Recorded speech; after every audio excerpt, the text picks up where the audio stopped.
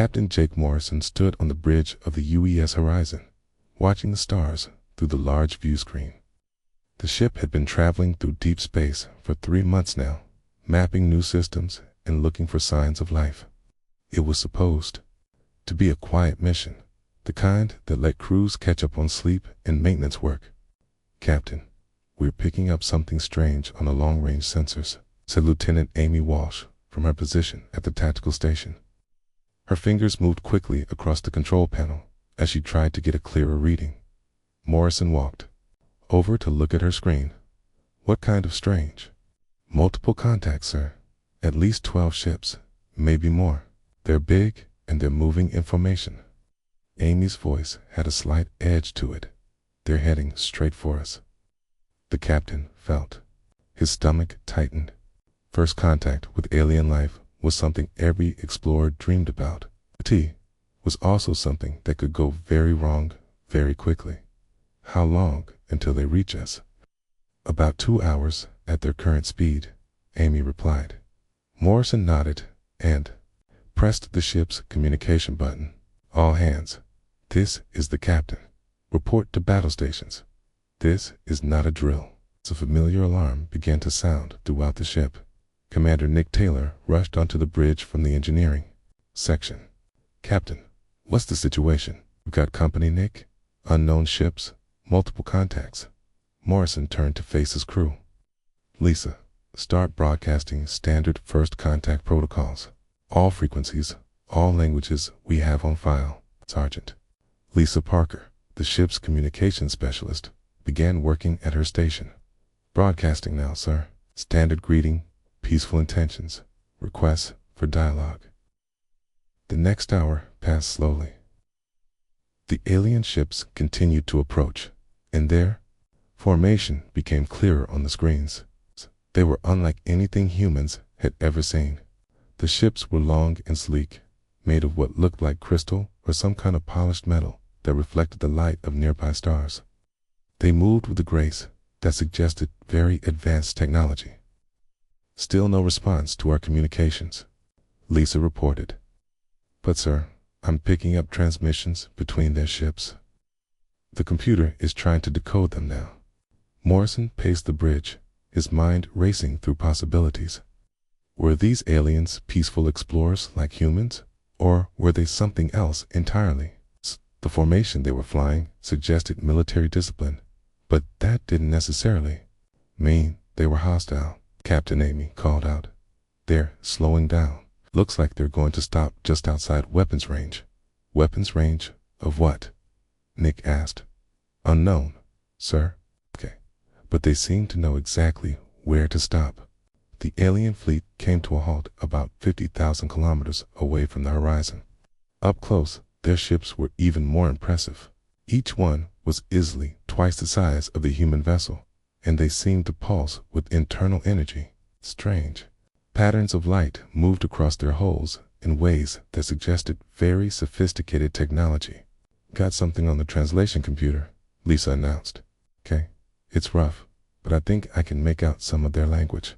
"Put it on speakers," Morrison ordered.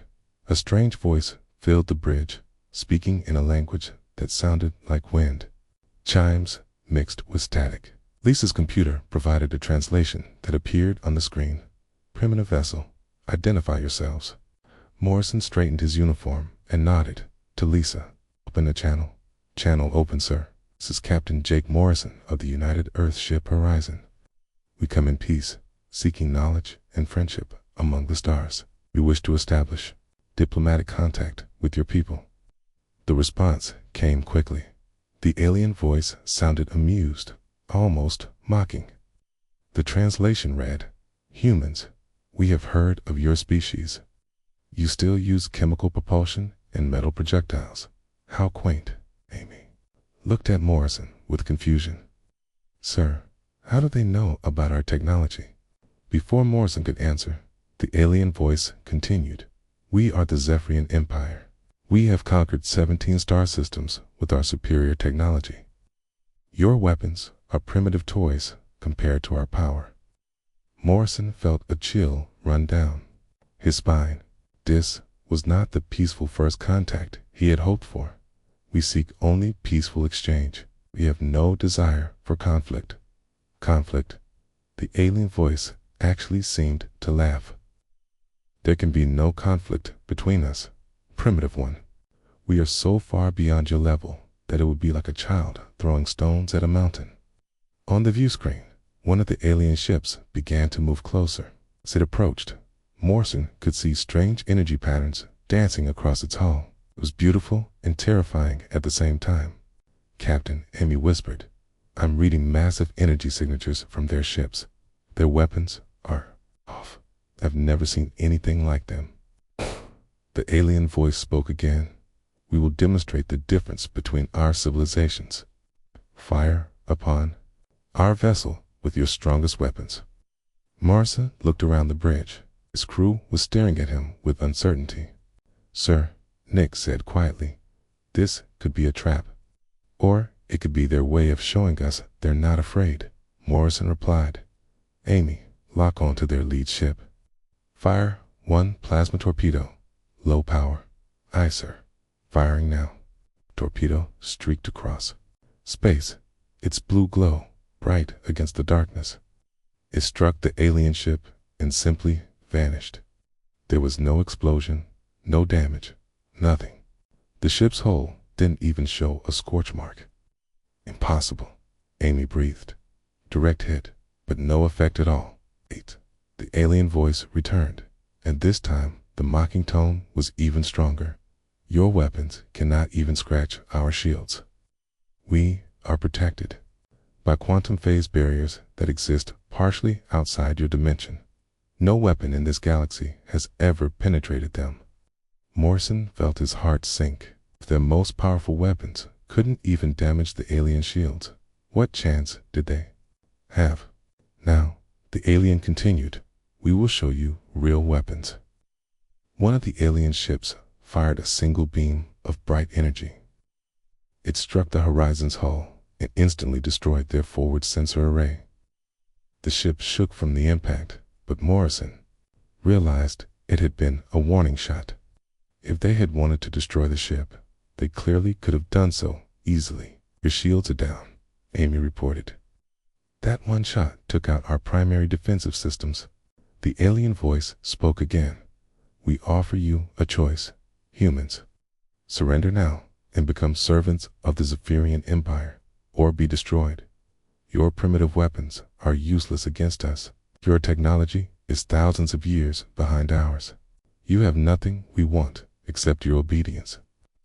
Morrison looked around the bridge at his crew. Nick was studying the engineering readouts, trying to find some way to boost their defenses. Amy was running through weapons options that all seemed hopeless. Lisa was listening to alien communications, trying to gather intelligence. "How long do we have to decide?" Morrison asked. "1 of your hours," came the reply. "Then we will assume you have chosen destruction." His communication ended, leaving the bridge in silence. Morrison sat down in his captain's chair and tried to think. They were facing an enemy so advanced that their weapons were useless. The aliens had shields that couldn't be penetrated and weapons that could destroy them with a single shot. Options. Morrison asked his crew. "Not many, sir," Amy replied. "Our weapons can't touch them, and they can destroy us whenever they want." "What about running?" Nick suggested. "Our engines are still working. They catch us easily," Amy said. "Their ships are faster than ours." Morrison nodded grimly. "So we're trapped." "There might be one option," Lisa said quietly. "I've been listening to their communications. They're treating this like a game. They think we're so primitive that we can't possibly be a threat." "We can't," Nick pointed out. "Our weapons are useless." "Maybe," Lisa said, "but they're overconfident. They think they know everything about us." Morrison looked at her with interest. "What are you thinking?" "I'm thinking that sometimes the best way to win is to let your enemy underestimate you." The captain considered this. The aliens were clearly superior in technology, but they were also arrogant. Maybe that arrogance could be turned into a weakness. "All right," Morrison said, finally. "We're not going to surrender, and we're not going to run. We're going to fight," Sir Amy protested. "Our weapons can't hurt them."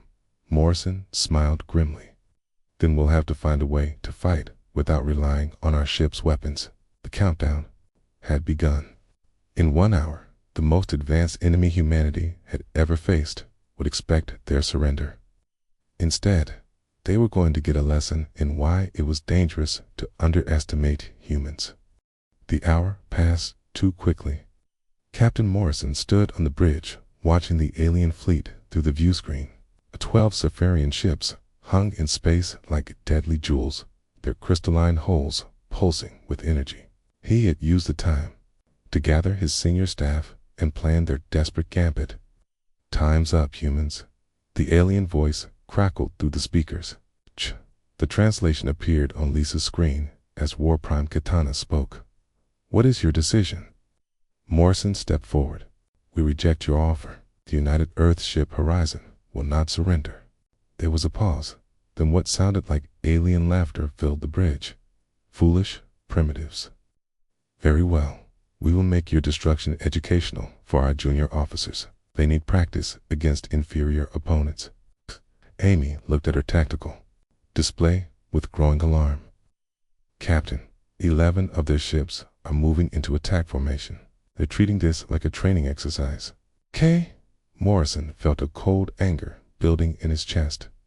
The aliens were so confident of victory that they were using his crew as target practice for their students.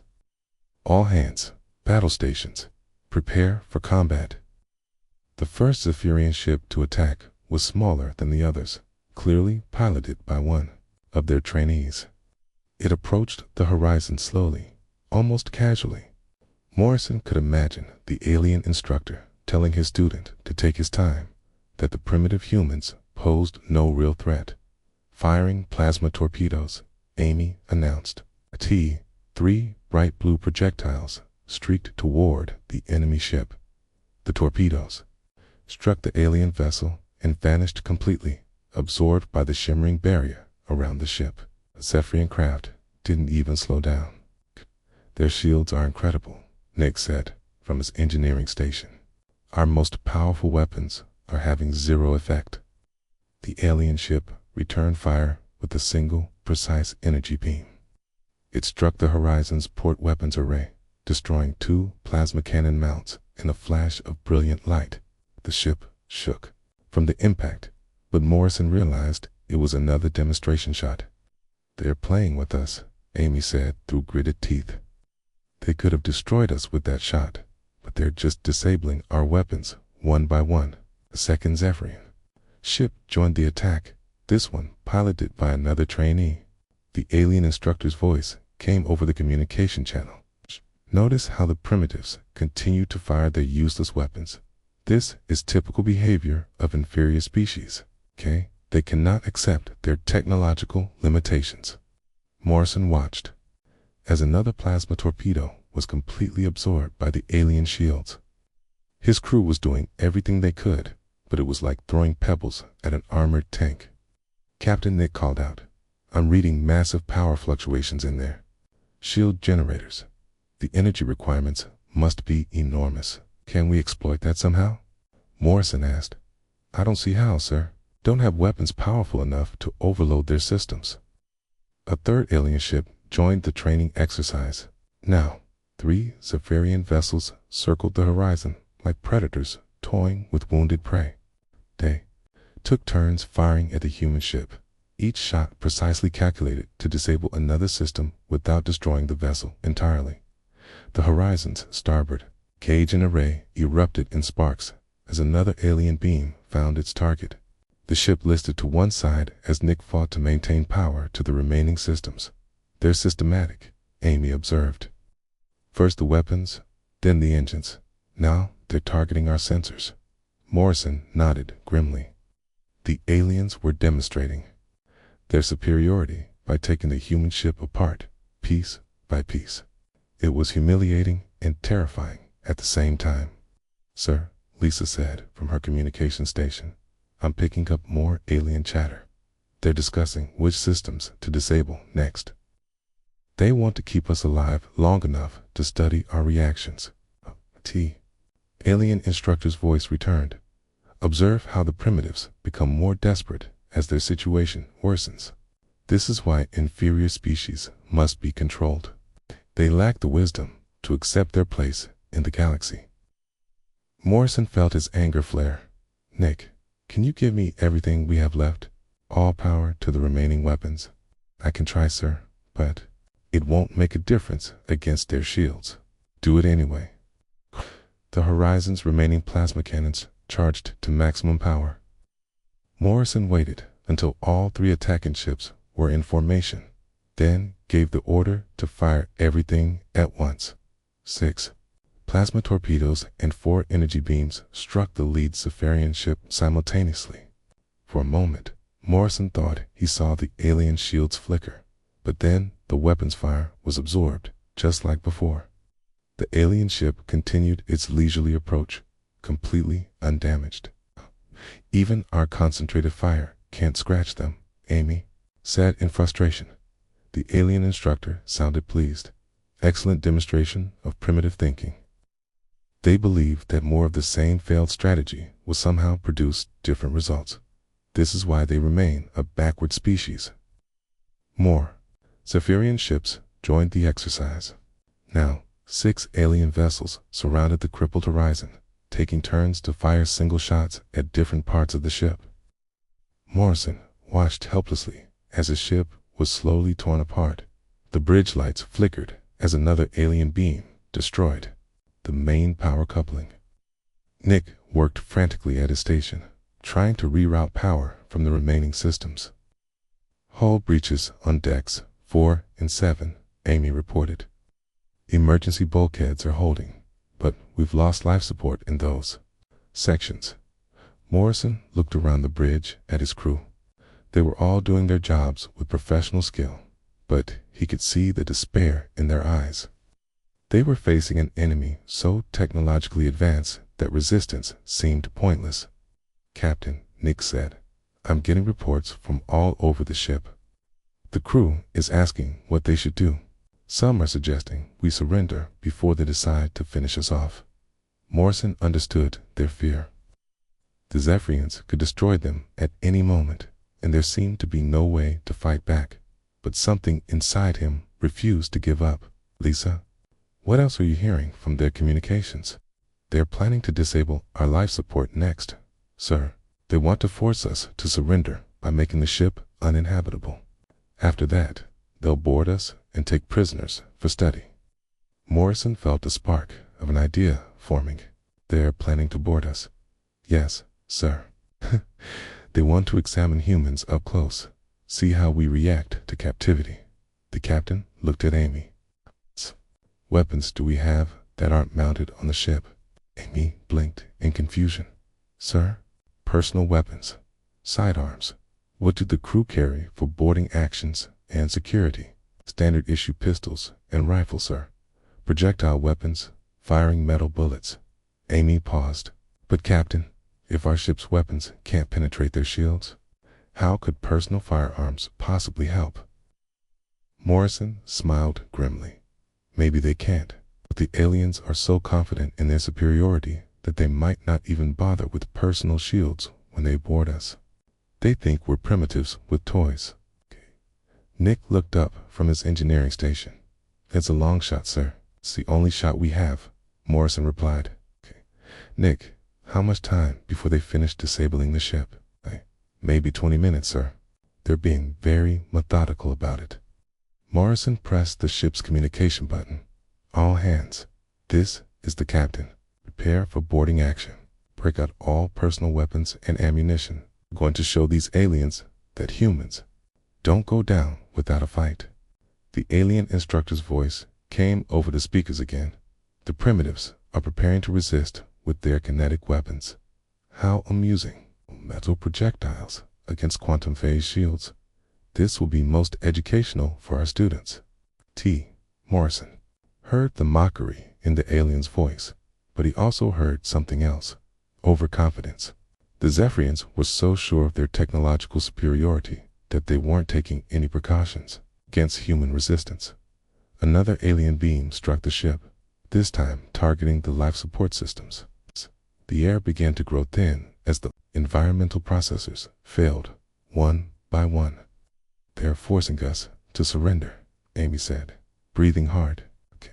"No," Morrison said firmly. "They're forcing us to get creative." He looked around the bridge at his crew. "We can't win a technological battle against them. Our weapons are primitive compared to theirs. But maybe that's not the kind of battle we need to fight." The ship shuddered as another alien beam found its target. Warning lights flashed as more systems failed. The horizon was dying around them, but Morrison felt a strange calm settling over him. "Sir," Lisa said, "they're hailing us again. Put them on." The alien instructor's voice filled the bridge. "Humans, your ship is defeated. Your weapons are useless. Your technology is inferior. Surrender now, and we will allow some of you to live as specimens." Morrison straightened his uniform and looked directly at the view screen. "This is Captain Jake Morrison. Come and take us." The communication ended, and Morrison turned to his crew. "They think they know everything about us. They think our weapons, our toys, and our tactics are primitive. Let's see how well their assumptions hold up when they're proven wrong." Marine Sergeant Ryan Cooper checked his rifle one more time as he waited in the airlock with 7 other Marines. The weapon felt familiar in his hands, a simple projectile firearm that fired metal bullets. It was the same type of weapon humans had been using for centuries, and the aliens thought it was a joke. "Remember," Cooper said to his team, "they think our weapons are toys. Let's keep it that way until we can prove them wrong."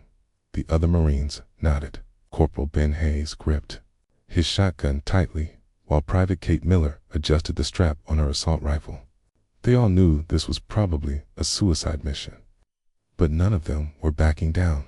Captain Morrison's voice came through their radios. "The alien boarding craft is docking now. They're coming in through the main cargo bay. Good luck, Marines." Cooper led his team through the ship's corridors toward the cargo bay. The horizon was dying around them. Emergency lights flickered, and the air was getting thinner as life support systems failed. But the Marines moved with purpose, their boots echoing on the metal deck plates. They reached the cargo bay just as the alien boarding craft finished docking. Cooper positioned his team behind cargo containers and maintenance equipment, giving them cover and clear fields of fire. The bay's main doors began to open with a loud hiss. "Here they come," whispered Private Tony Garcia, aiming his rifle at the doorway. The first Zephyrian warrior stepped through the door, and Cooper got his first close look at the enemy. The alien was tall and thin, covered in what looked like scales that shifted color in the light. It wore form-fitting armor that seemed to be made of the same crystalline material as their ships. Most importantly, it was surrounded by a shimmering energy field that Cooper recognized as a personal shield. More aliens followed, 12 in total. They moved with confident, measured steps, their weapons held casually.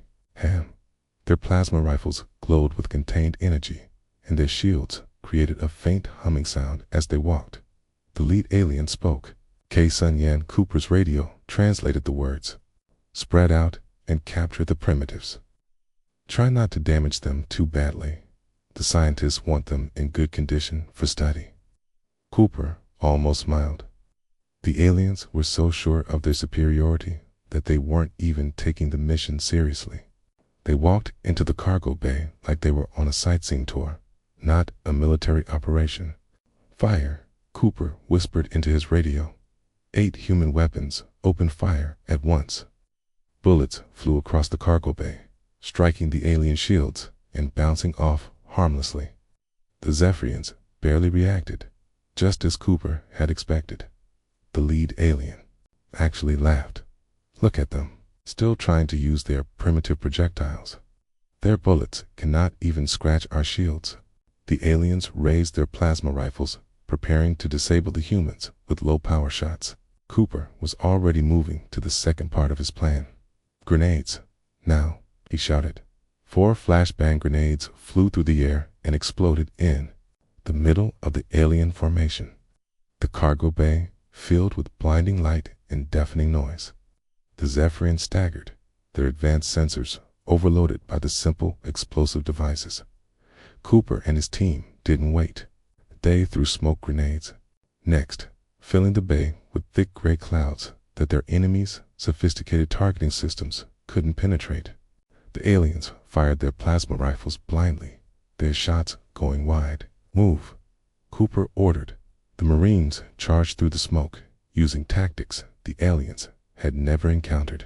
Instead of trying to fight the superior weapons and shields, they focused on disruption and confusion. Private Miller tackled one of the aliens, knocking him to the ground. His personal shield protected him from the impact, but it couldn't stop him from being disoriented.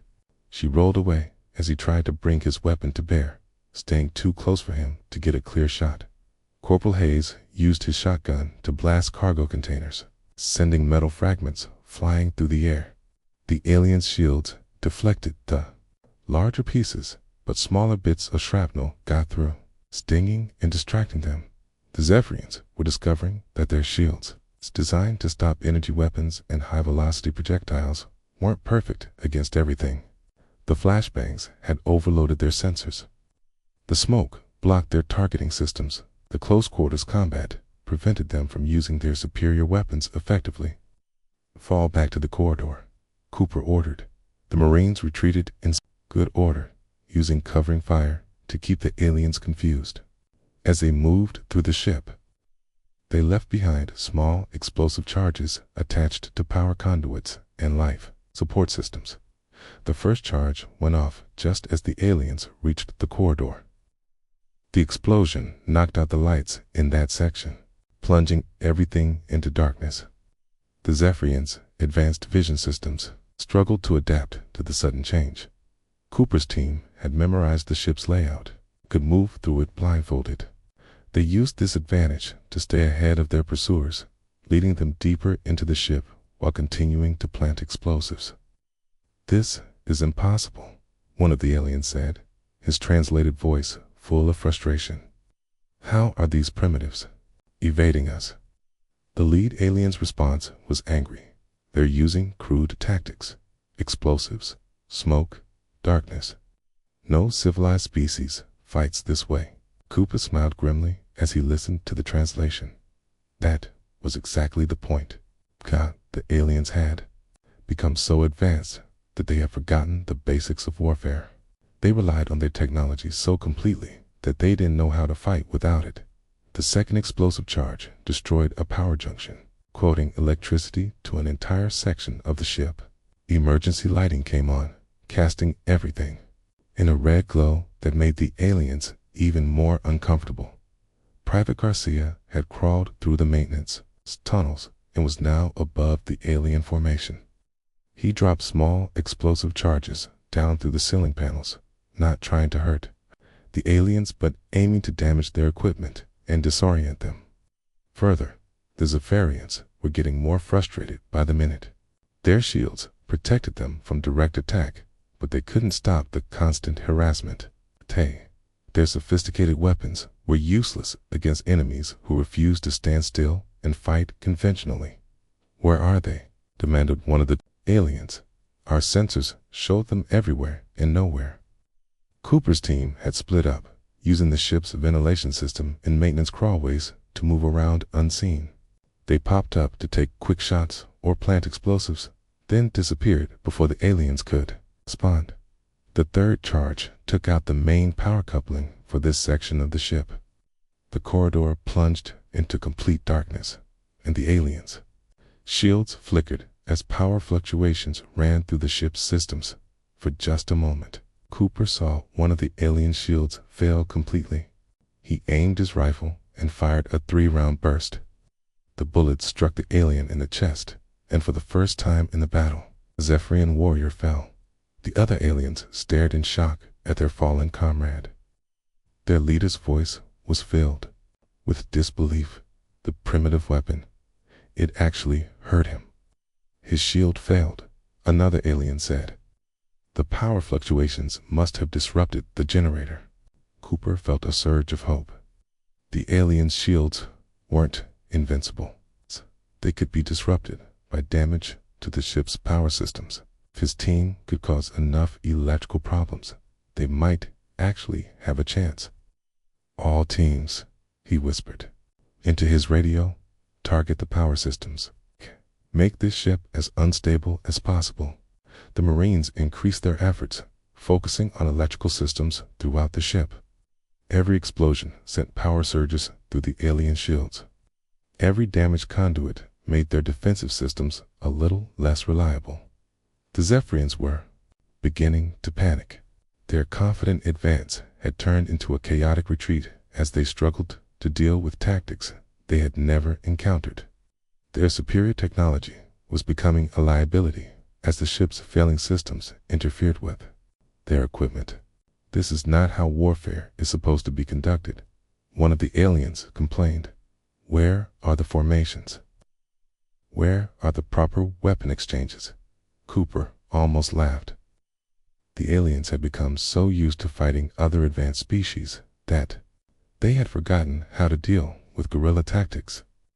They expected their enemies to stand in the open and trade shots like gentlemen. They had never faced an enemy that used every dirty trick in the book. The fourth explosive charge was the biggest yet. Private Miller had found the main electrical distribution panel and packed it with every explosive she had left. When it went off, half the ship lost power, and the alien shields flickered like candles in the wind. In that moment of vulnerability, all 8 Marines opened fire from different positions. Most of their bullets still bounced off the shields, but a few got through. 2 more aliens fell, and the rest dove for cover. For the first time since the battle began, the Zephyrians were afraid. Corporal Ben Hayes crouched in the engineering section of the ship, watching sparks fly from damaged control panels. The corridor behind him echoed with the sounds of alien voices, frustrated and angry. The Zephyrians were still hunting his team, but they were moving more carefully now. At ease, they had learned to fear the darkness and the unexpected explosions. Hayes spoke quietly into his radio. Sergeant Cooper, I'm in the main engineering bay. You need to see this. Cooper's voice crackled back through the static. What did you find? Their shields, sir. I think I know how they work. Hayes was looking at a massive crystalline structure that the aliens had installed when they boarded the ship. It pulsed with energy and hummed with power. Me brought their own shield generator with them, feeding power to all their personal shields. Can you destroy it? Hayes studied the alien device. It was beautiful and complex, covered in symbols he couldn't read. But he had been an electrician before joining the Marines, and he understood electrical systems. Maybe, sir. But I need more time to figure out how it works. You've got it. Miller and Garcia are keeping them busy. In Section C, Torres and Jackson are planting charges in the power grid. How much time do you need? Hayes looked at the generator more closely. Power cables ran from it to connection points throughout the ship. The aliens had tapped into the Horizon's electrical system to boost their own technology. Give me 10 minutes. Sir, you've got it. Hayes began tracing the power cables, following them to see how the alien generator connected to the ship's systems. The Zephyrians had been clever, using the human ship's own power to strengthen their shields. But they had made one mistake. They had assumed that humans wouldn't understand their technology. As Hayes worked, he could hear the battle continuing in other parts of the ship. His radio carried reports from the other Marines. Private Miller had set up an ambush in the mess hall, using overturned tables for cover. She was firing short bursts at the aliens, not trying to penetrate their shields, but forcing them to move carefully and waste time. Private Garcia had found the ship's emergency flare supply and was using them like grenades. So bright burning flares didn't hurt the aliens, but they overloaded their vision systems and filled the corridors with thick smoke. Hayes found what he was looking for. The alien generator was connected to the ship's main power grid through a junction box that he recognized was standard human electrical equipment, the kind he had worked with dozens of times. "Sergeant," he whispered into his radio, "I found their weak point. Talk to me. They're using our own power grid to boost their shields. I can overload the junction. It might feed back into their generator." Hayes was already pulling tools from his belt. I need the ship's power to spike at exactly the right moment. Cooper understood immediately. "Nick, are you listening?" Commander Taylor's voice came through the radio from the bridge. "I'm here, Sergeant. What do you need? Can you cause a power surge through the main grid? Something big enough to overload?" "Alien equipment. Maybe," Taylor replied. "If I route all remaining power through the primary conduits at once, it might work. But it'll probably burn out our entire electrical system." "Cue it," Cooper ordered. "Hayes, how long do you need?" Hayes was already working on the junction box, carefully stripping wires and connecting them in a new configuration. 2 minutes to set up the overload circuit. Then I need the power spike." The sound of weapons fire echoed through the engineering section. The aliens were getting closer, following the trail of damaged systems that Hayes had left behind. He worked faster, his fingers moving quickly over the familiar electrical components. "Contact in Section D," Garcia reported over the radio. "2 aliens moving toward engineering. I'm trying to slow them down." Hayes heard explosions in the distance as Garcia used his remaining charges to block corridors and force the aliens to take longer routes. Every second counted now. "Circuit's ready," Hayes announced. "Nick, I need that power surge now." "Stand by," Taylor replied from the bridge, routing all power through primary conduits. "This is going to be rough." The ship's lights flickered as Taylor began redirecting power from all non-essential systems. The gentle hum of the life support systems changed to a harsh whine as more and more electricity flowed through the main grid. Hayes watched the alien generator carefully. The crystalline structure was pulsing faster now, drawing more power as the ship's electrical system fed it energy. The Zephyrians had designed their shields to adapt to available power, making them stronger when more electricity was available.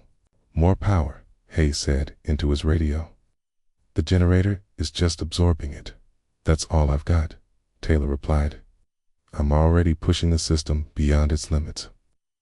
Hayes looked at his improvised overload circuit. It wasn't enough. The alien technology was too advanced, too adaptable. Then he had an idea. He pulled a handful of grenades from his belt and began connecting them to the electrical junction. "Hayes, what are you doing?" Cooper's voice was sharp with concern. "Insurance, sir. The electrical overload doesn't work. Maybe a physical explosion." "Will." The sound of alien voices was getting closer. Hayes could hear them in the corridor outside the engineering bay, moving carefully but steadily toward his position. He had maybe 1 minute before they found him. "Nick, I need everything you've got, right now," Hayes said into his radio. "I'm already at maximum," Taylor protested. "Then go beyond maximum. Burn out every circuit if you have to." "Taos." Then Taylor's voice came back, grim and determined. "All power to primary conduits. This is going to destroy the ship's electrical system." The lights throughout the ship went out as Taylor diverted every amp of electricity into the main grid. Emergency power failed. Life support stopped. Even the artificial gravity fluctuated as massive amounts of energy flowed through circuits that were never designed to handle such loads. Hayes watched the alien generator with growing excitement.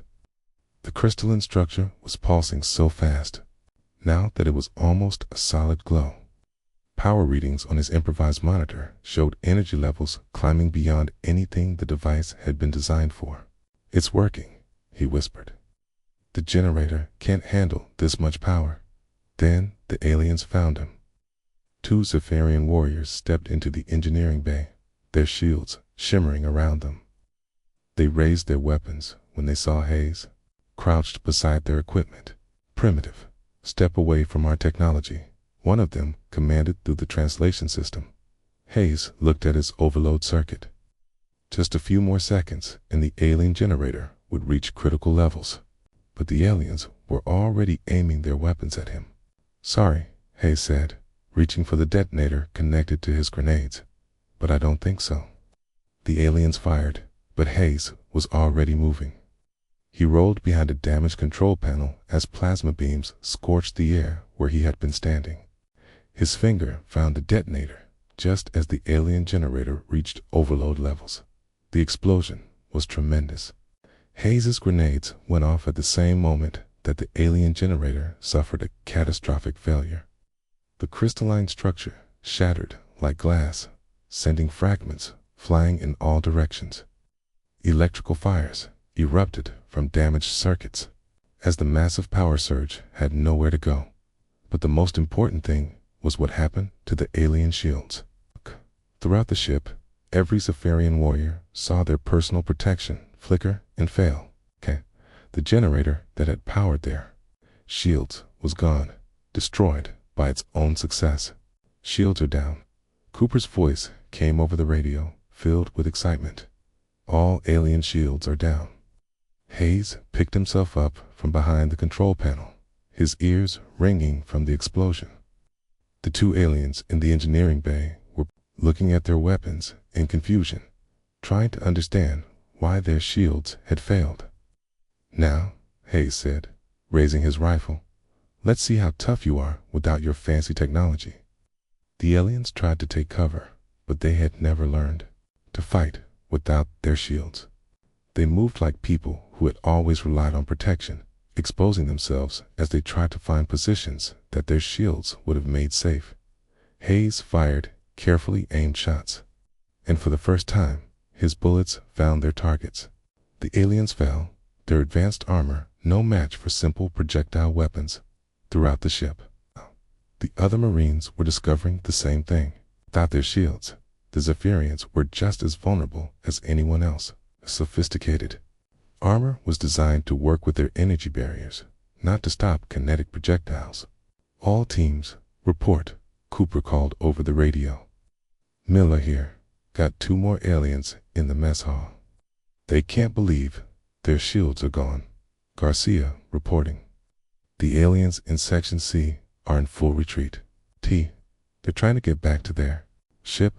Torres and Jackson here. We've got 3 aliens trapped in the cargo bay. They're calling for help." Case smiled as he listened to the reports. The tide of battle had turned completely. The aliens, who had been so confident in their technological superiority, were now running for their lives, unable to cope with an enemy they could no longer dismiss as primitive. "Hayes," Cooper's voice came through the radio. "Outstanding work."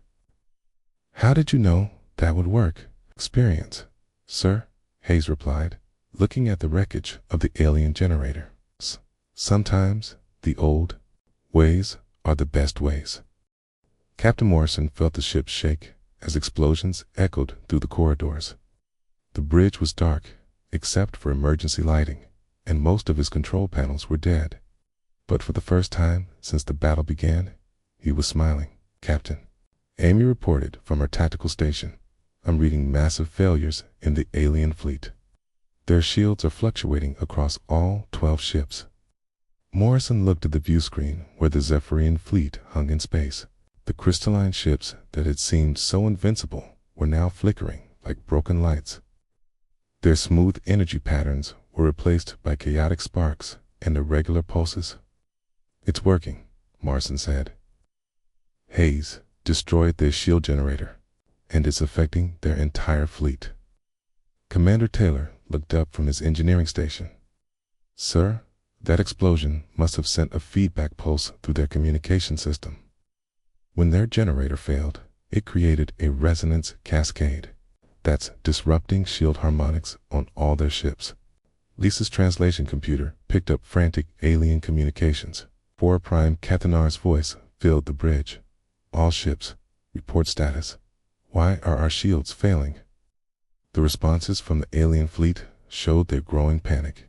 Shield generator offline, power fluctuations in all defensive systems, unable to maintain protective barriers. Morrison pressed the ship's communication button. All hands, this is the captain. The alien shields are down. Repeat, the alien shields are down. All crew with weapons, prepare to defend the ship. Throughout the horizon, crew members who had been hiding in supply closets and maintenance areas emerged with rifles and pistols. Engineers grabbed their tools as weapons. Even the cooking staff armed themselves with knives and makeshift clubs. The aliens aboard the ship were discovering what it meant to fight. Humans without technological advantage. In the cargo bay, 3 Zephyrian warriors were trapped behind containers as Privates Torres and Jackson kept them pinned down with rifle fire.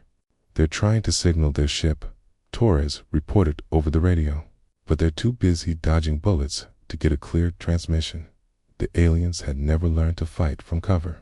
Their shields had always protected them, so they had no experience with taking defensive positions or moving tactically under fire.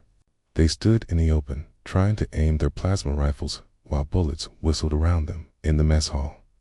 Private Miller was advancing on 2 more aliens who had taken refuge behind overturned tables. Their sophisticated weapons were designed for long-range combat, not close quarters, fighting in confined spaces. Surrender, Miller called out, and we'll let you live. One of the aliens tried to respond, but a bullet from a rifle sent him diving for better cover. The proud Zephyrian warriors were learning what it felt like to be outmatched. Sergeant Cooper was leading the final assault on the remaining aliens near the docking bay. The Zephyrians were trying to retreat to their boarding craft, but Cooper's team had cut off their escape route. "This is impossible," one of the aliens said, his translated voice full of disbelief. "How can primitive weapons be effective against us?" Cooper smiled as he fired another burst from his rifle. "'Cause we never forgot how to fight without fancy technology." On the bridge, Morrison watched as the alien fleet tried to reorganize. 3 of their ships were attempting to restore their shields, but the cascade failure had damaged their generators beyond quick repair. "Amy, can our weapons damage them now?" Morrison asked. "Maybe, sir. If their shields are really down, our plasma torpedoes should be effective. Then, let's test that theory. Target the lead ship and fire." The Horizon's remaining weapons fired a single plasma torpedo at the nearest Zephyrian vessel. Die. The torpedo struck the alien hull and exploded. A brilliant flash of light. For the first time in the battle, human weapon had actually damaged an alien ship. The Zephyrian vessel reeled from the impact, its crystalline hull showing a blackened crater where the torpedo had hit. Atmosphere vented from the damaged section, creating a visible cloud of gas around the ship. Morrison felt a surge of satisfaction. Fire again, all remaining weapons. More torpedoes streaked across space. Without their shields, the advanced alien ships were just as vulnerable as any other vessel. Their hulls, designed to work with protective barriers, couldn't withstand direct weapons fire. The alien communications, filled with panic, were taking damage. "Our hulls can't survive without shield protection. Request immediate withdrawal."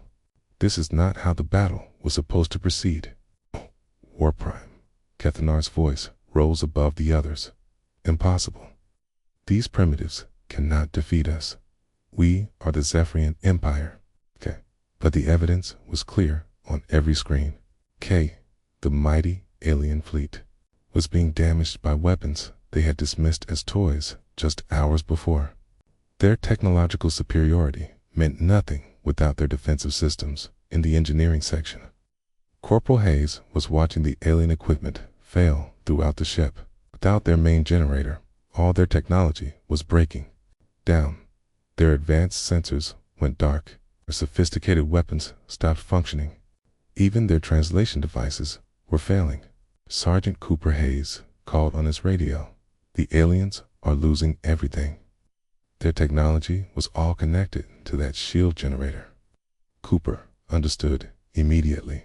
The Zephyrians had made their equipment so integrated and dependent on their shield technology that when one system failed, everything else followed. They had created a single point of failure that brought down their entire technological advantage. The remaining aliens aboard the ship were no longer fighting. Without their shields, weapons, or communications, they were just confused individuals trying to survive.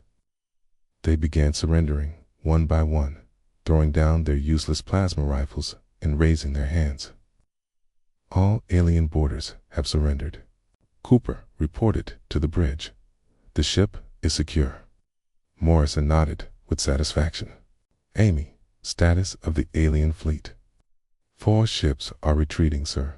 They're moving away at maximum speed. 3 more are adrift with major damage. The remaining 5 are holding position, but they're not advancing. Morrison studied the tactical display. The Zephyrian fleet that had seemed so invincible was now broken and scattered. Half their ships were damaged or retreating, and the rest were afraid to attack without their shields. Open a channel to the alien fleet, Morrison ordered. Channel. Open, sir. Morrison stood up and faced the view screen. War Prime Kethanar. This is Captain Morrison. I believe we need to discuss new terms. The response came slowly, the alien voice no longer filled with arrogance. How did you defeat our shields? Your weapons are primitive. Your technology is inferior. That's where you made your mistake, Morrison replied. You assumed that advance meant better. You forgot that simple solutions often work when complex ones fail. There was a long pause before Kethanar responded. What are your terms? Morrison smiled. First, you will withdraw your fleet and leave this system. Second, you will release any prisoners you've taken from other species. Third, you will agree to peaceful negotiations with Earth before any future contact. And if we refuse? Morrison looked at the damaged alien ships on his screen. Then we'll continue this demonstration of how effective primitive weapons can be. Another long pause. Finally, Kethanar's voice returned. We accept your terms. The alien fleet began to withdraw, their damaged ships limping away from the battlefield. The mighty Zephyrian Empire, conquerors of 17 star systems, were retreating from a single human vessel. As Morrison watched them go, he felt a deep satisfaction. Humanity had won its first battle against a superior alien force. Not through advanced technology, but through courage, creativity, and the willingness to use every advantage they had. Sir, Amy said, we're receiving a transmission from Earth. They want a full report. Morrison nodded. Tell them that first contact was successful. And Amy, make sure you mention that sometimes the old ways are still the best ways.